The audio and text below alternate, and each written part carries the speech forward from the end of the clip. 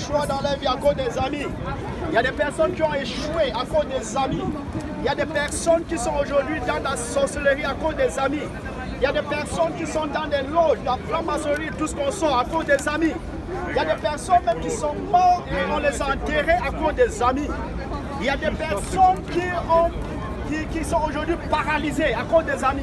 Il y a des personnes qui sont dans l'alcool, dans tout genre de drogue à cause des amis.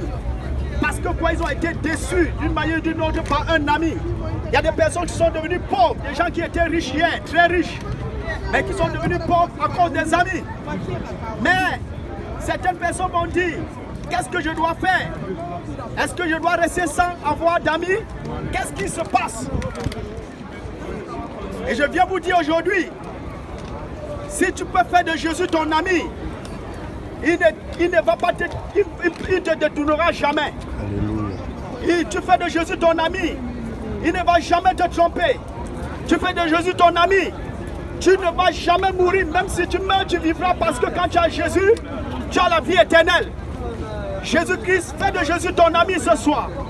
Commence une nouvelle page, ou commence un nouvel chapitre avec Jésus.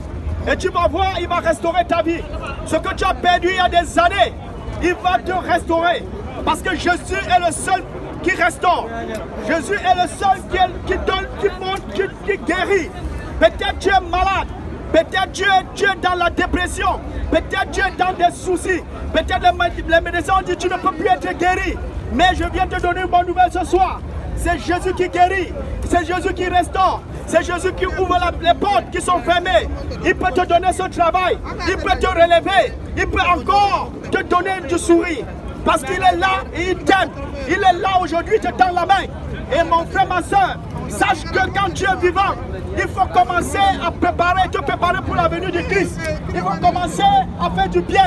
Parce que si nous tous, si nous avons suivi cette bonne nouvelle, si nous, tous que nous vivons en France, nous avons suivi cette bonne nouvelle, c'est qu'il n'y a pas de terrorisme. C'est que chacun marche selon la parole de Dieu.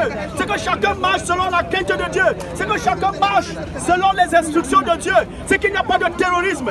Mais aujourd'hui, les gens sont dans la dépression. Les gens sont abandonnés à eux-mêmes. Les gens ont des soucis. Les gens ont des problèmes. Mais parfois, les impôts sont leur dos. Ils ont des crédits partout qui ne peuvent plus payer. Mais je suis là pour te donner une bonne nouvelle. Jésus te restaure. Jésus ouvre cette porte qui est fermée. Jésus te donne la vie encore. Il peut encore te guérir. Cette maladie-là, c'est les médecins qui ont dit. Parce que ce n'est pas Jésus. Jésus est le médecin des médecins. C'est celui-là qui est mort et ressuscité. Sa tombe est vide. Si vous partez dans le tombeau des plus grands hommes, de Nelson Mandela, ses ossements sont là. Vous partez dans la tombe de François Mitterrand, ses ossements sont là. Mais quand vous allez dans la tombe de Jésus, c'est vide, il n'y a pas d'ossements, parce qu'il est ressuscité. Il revient bientôt, bien-aimés. Repentez-vous et donnez votre vie au Seigneur Jésus.